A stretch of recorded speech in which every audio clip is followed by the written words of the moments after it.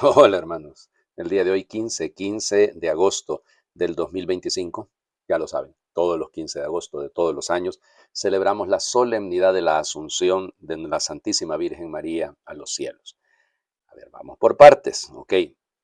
La tradición es antiquísima, ¿ok? Es antiquísima, solo que el dogma es reciente. O sea, la definición dogmática es reciente porque es de 1950, pero que efectivamente tiene una tradición muy bella y muy extendida y hay muchos padres de la iglesia que hablan precisamente de este misterio de alguna u otra manera y que es muy bella la explicación que dan, pues ahí está. Desde el siglo quinto, fíjense ustedes, ya en el mundo oriental, ese es el que en ese momento no estábamos separados, o sea, estábamos sencillamente, era la misma iglesia, ¿no? Seguimos siendo la misma, yo lo digo de corazón, hay algunas diferencias, pero hasta ahí. Bueno, vamos, entonces, pues en la tradición bizantina se quedó la idea de la dormición de María y se celebraba, como les digo, el 15 de agosto. De hecho, es la entrada en el cielo, el nacimiento al cielo. Esta fiesta luego se va a trasladar ya en el siglo séptimo, o sea, más o menos alrededor del año 650, se comenzó a celebrar en Roma, se celebraba de manera solemne ya, y la definición, lo que pasa, insisto, va a ser de 1950, hasta ahí entonces va a aparecer propiamente la celebración. Entonces, fíjense, incluso hay alguna tradición que dice que es antes, ¿no? Porque hay testimonios eh, de que se buscó la manera, ok, estudios serios, de algunos de los padres de la iglesia, ok, pero ¿cómo murió la Virgen? Ok, entonces, y de hecho, la tradición más antigua, al menos que trata el tema, es la de Epifanio de Salamina, ¿no? Que, que decía, bueno, hay una tradición ahí muy bella, o incluso algunos decían que había muerto mártir la Virgen, ¿no? Y otros, que era la mayoría, que como Elías había subido al cielo de manera asunta, ¿no? Y entonces, como les digo, ya se empezó a celebrar, de hecho, uno de los emperadores bizantinos, el emperador Mauricio, el que ya colocó la fiesta directamente. Y eso ya les digo, luego vendrá el Papa Sergio, ahí en el 680 y tantos, él decidió colocar esta celebración con una santa procesión y demás. Bueno, entonces, otro santo padre que habló del tema, San Juan de Damasco, San Juan Damasceno, que es el último de los padres de Oriente, de los padres griegos, y él habla y nos dice cómo ya en Jerusalén se celebraba esta fiesta y que de alguna manera se buscó, porque Mauricio, la famosa para los bizantinos Santa Pulqueria, fue la que anduvo buscando el cuerpo de la Virgen y pues resulta ser que la tradición decía eh, que los apóstoles habían estado alrededor en el momento de su dormición, por eso los fíjense también, en ningún momento dicen los bizantinos que murió, dicen que se durmió y que cuando Santo Tomás pidió, Santo Tomás, no, hasta no ver, no creer, porque llegó tarde, otra vez. Entonces pidió que se abriera la tumba y encontraron que la tumba estaba vacía. Y entonces ya les digo, pues subió a los cielos de manera así, en cuerpo y alma, que es lo que dice el dogma, la Munificentissimus Deus, que es del Papa Pío XII, es la que va a hablar de eso. Ahora, ya les digo, evidentemente hay varios documentos que nos hablan de esto, de la coimesis, es decir, de la dormición de María. Directamente hay varias, Melitón de Sardes, Dionisio Areopagita, que hablan directamente de este misterio. Y fíjense, también en el concilio de Éfeso del año 431, que es prácticamente un siglo antes que se dieran, que escribiera el Dionisio, perdón, que Dionisio el Areopagita, que es uno de esos documentos, ¿se acuerdan de Dionisio el Areopagita? Que fue uno de los pocos que convirtió Pablo en Atenas. Bueno, entonces a él se le atribuye un documento que es evidentemente un documento, llamémoslo apócrifo, por llamarle de alguna manera, porque realmente es una carta que no tiene ni pies ni cabeza, pero es interesante que vaya creciendo esta tradición, ¿no? Que vaya creciendo de alguna manera. Otra muy importante es la de Juan el teólogo, que habla precisamente de esto, sobre la dormición de María. Ya les digo, y en Occidente, pues poco a poco fue creciendo esta devoción. También hay algunos tratados que se hicieron. Hay uno que se atribuye a San Agustín, que directamente aceptaba esta asunción. Tomás de Aquino, Santo Tomás de Aquino estuvo siempre a favor y bueno, ya les digo, por ejemplo, es importante San Pío V, lo digo porque San Pío V recuerda en la reforma que hace de la liturgia y entonces él reformó el breviario, quitó algunas de las cosas que no tenían, eh, ¿cómo se llama?, ni pies ni cabeza y le dio una forma más estricta del asunto. Bueno, ya les digo, desde que se hizo la declaración dogmática de la Inmaculada Concepción, ahí empezó a aparecer la necesidad, también se lo pedían al Beato Pío IX, de que también se hiciese la declaración dogmática de que María había sido asunta al cielo. Habrá que esperar todavía casi un siglo a esto para que nos demos cuenta con la, insisto, con la Munificentissimus Deus del 1 de noviembre de 1950, donde el Papa declaraba, es una constitución apostólica, no es cualquier cosa. Y entonces, ya les digo, y ahí en esa, pues evidentemente el Papa se hace valer de cualquier cantidad de San Antonio de Padua, de Alberto Magno, de San Buenaventura, de Bernardino de Siena, de Roberto Bellarmino, de Francisco de Sales, de Juan Damasceno, en fin, todos los que han hablado a lo largo de los siglos de la Asunción de María. Puedo leerles si quieren la declaración dogmática porque vale la pena, ¿no? Por eso después que una y otra vez hemos elevado a Dios nuestras preces suplicantes e invocando la luz del Espíritu de verdad para la gloria de Dios omnipotente que otorgó su particular benevolencia a la Virgen María para honor de su Hijo, Rey inmortal de los siglos y vencedor del pecado y de la muerte, para aumento de la gloria de la misma augusta Madre y gozo y regocijo de toda la Iglesia, por la autoridad de nuestro Señor Jesucristo, de los bienaventurados apóstoles Pedro y Pablo y nuestra, proclamamos, declaramos y definimos ser dogma divinamente revelado, que la Inmaculada Madre de Dios, siempre Virgen María, cumplido el curso de su vida terrestre, fue asunta en cuerpo y alma a la gloria del cielo. Eso es lo que dice la declaración dogmática. Yo hablé 7 minutos y son 3 lecturas porque es solemnidad. Entonces vamos, metámonos. La primera lectura está tomada del libro del Apocalipsis, ya, capítulo 11, versículo 19, y luego nos saltamos al capítulo 12 y es lectura litúrgica, leemos 3 versículos, pero por separado. Del 1 al 6, perdón, y luego el 10. Se abrió el templo de Dios en el cielo y dentro de él se vio el arca de la alianza. Apareció entonces en el cielo una figura prodigiosa, una mujer envuelta por el sol con la luna bajo sus pies y con una corona de 2 estrellas en la cabeza. Estaba encinta y a punto de dar a luz y gemía con los dolores del parto. Pero apareció también en el cielo otra figura, un enorme dragón rojo, color de fuego, con 7 cabezas y 10 cuernos, y una corona en cada una de sus 7 cabezas. Con su cola barrió la tercera parte de las estrellas del cielo y las arrojó sobre la tierra. Después se detuvo delante de la mujer que iba a dar a luz para devorar a su hijo en cuanto éste naciera. La mujer dio a luz un hijo varón, destinado a gobernar todas las naciones con cetro de hierro, y su hijo fue llevado hasta Dios y hasta su trono. Y la mujer huyó al desierto, a un lugar preparado por Dios. Entonces oí en el cielo una voz poderosa que decía: ha sonado la hora de la victoria de nuestro Dios, de su dominio, de su reinado y del poder de su Mesías. Palabra de Dios, te alabamos, Señor. Bueno, ya saben que la interpretación de este texto del libro del Apocalipsis muchas veces es que la mujer a la que está haciendo referencia no es propiamente la Virgen María, sino la Iglesia.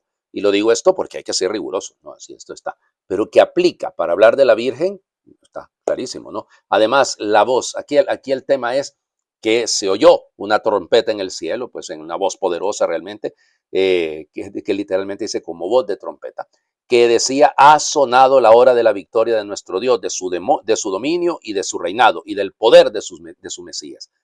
Qué bello esto, ¿no? El triunfo.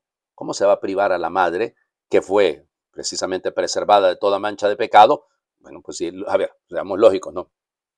Esta es la lógica teológica, ¿no? Muy bien, María es concebida de manera inmaculada, o sea, preservada del pecado original.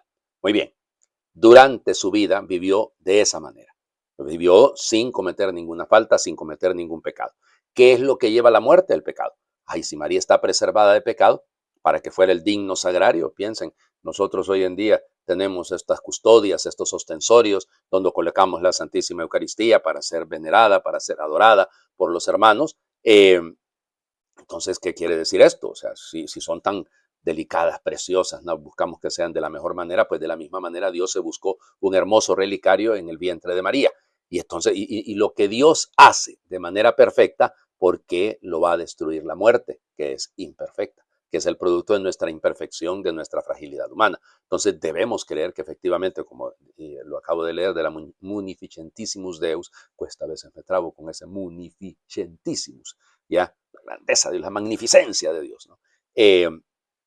Claro, ¿cómo no puede el Señor hacer lo mismo? Pues entonces la iglesia sostiene que esto ocurre. El dragón va a seguir haciéndole la guerra a la mujer, no va a seguir haciéndole la guerra a la iglesia, que es, María es tipo de la iglesia en cuanto que la iglesia es madre, es maestra, igual que María.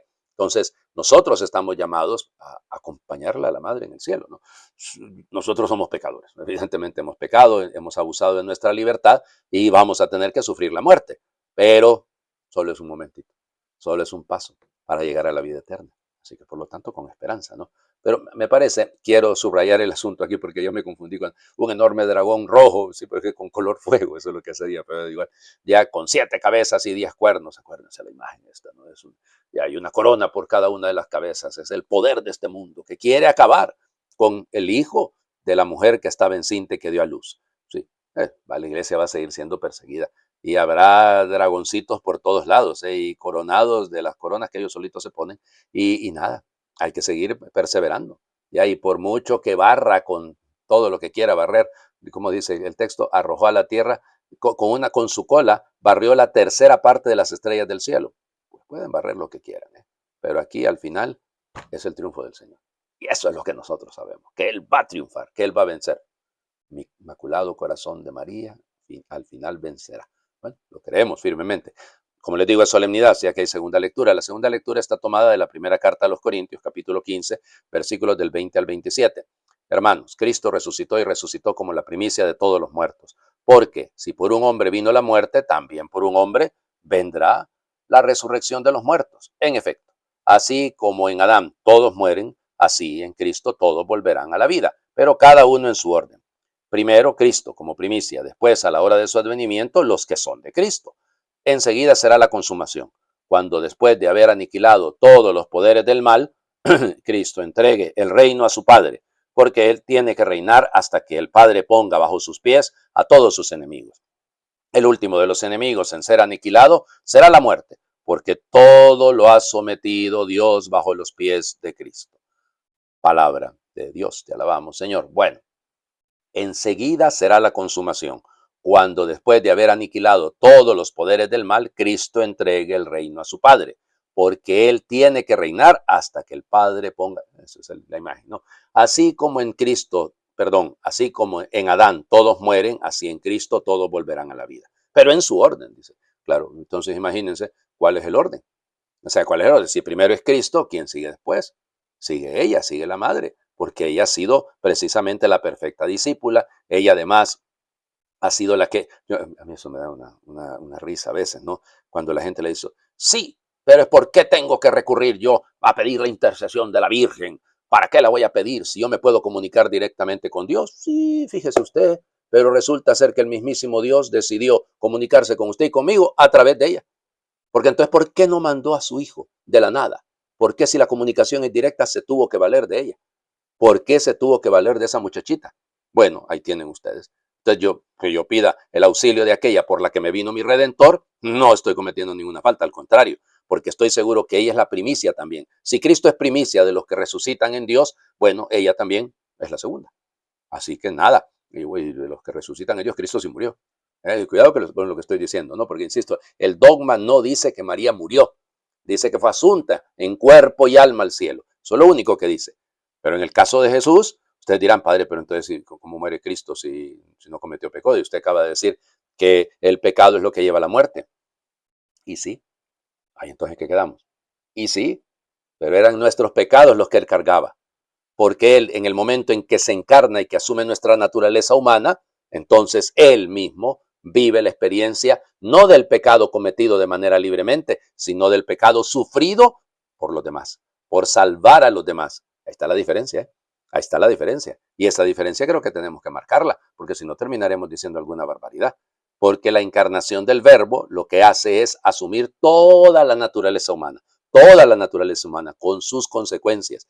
Y una de las consecuencias de la naturaleza humana en su mal uso de la libertad es precisamente el pecado, la muerte. O sea, Cristo muere Por los pecados, sí, pero no por los pecados cometidos por Él, sino porque Él asume los nuestros. Y esa es la diferencia. Vamos al Evangelio. No hay lectura de la Asunción. No hay propiamente. Como no está en la Biblia, entonces no es cierto. Madre del Señor Jesucristo, ¿hasta cuándo vamos a seguir con esa jugarreta? ¿Hasta cuándo vamos a tener que estar escuchando eso de que como no está en la Biblia, pues resulta ser que en la Biblia no están las computadoras, los ordenadores, y entonces no existen? Es decir, ¿por qué tiene que ser que todo esté en la Biblia, Dios mío?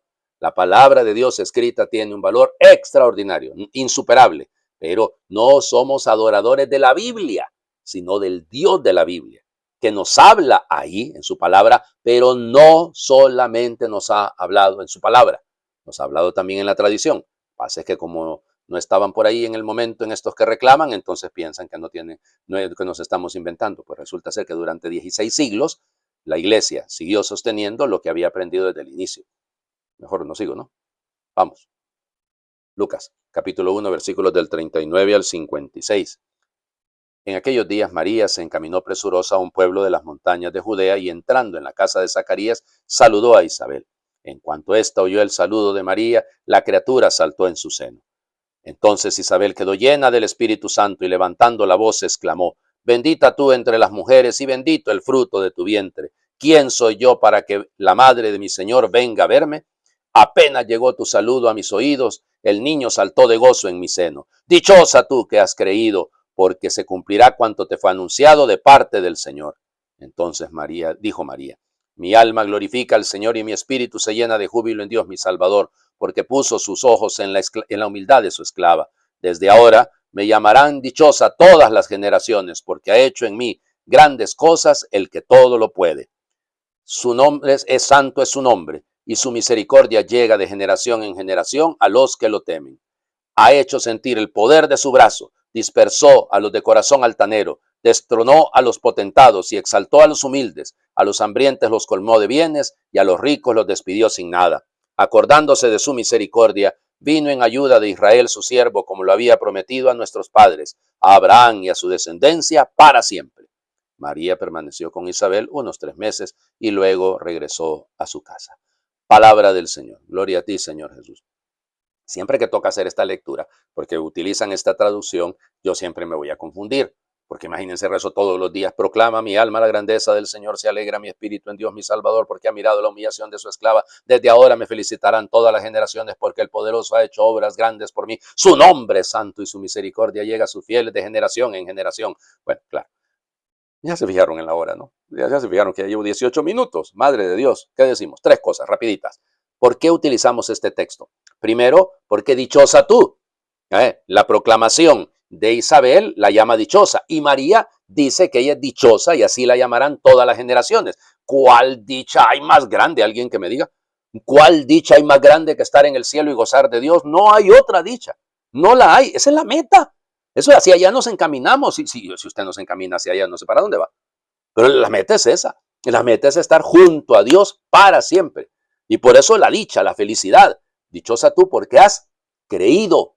Has creído. Es la fe de María, que no es una fe en sentido doctrinal, en un sentido meramente, como les diría, fideísta. No, en un sentido activo. Por eso fue presurosa. Y el tiempo no da para explicar aquello, ¿no? Porque también presurosa se la han llevado los angelitos para el cielo, para que esté allá en el trono de Dios. Claro, para que esté junto a Dios. Esos ángeles tienen que haberse ido de voladas porque la querían a ella en el cielo, porque la querían ahí junto a su hijo. Claro, así, bueno, ella va presurosa, pues bueno, así se fueron también los angelitos cuando se la llevaron al cielo. Digo, para utilizar una imagen, ¿no? Pero esto es muy bello. Y luego, evidente, todo el sentido que está detrás, ¿no? ¿Ya? ¿Cómo es que viene a mí la madre de mi Señor? Acuérdense que hay la declaración de la maternidad divina de María. María es la madre de mi Señor. El Kyrios, el Señor, es Dios, es la madre de Dios. Bueno, viene a mí y viene a nosotros también.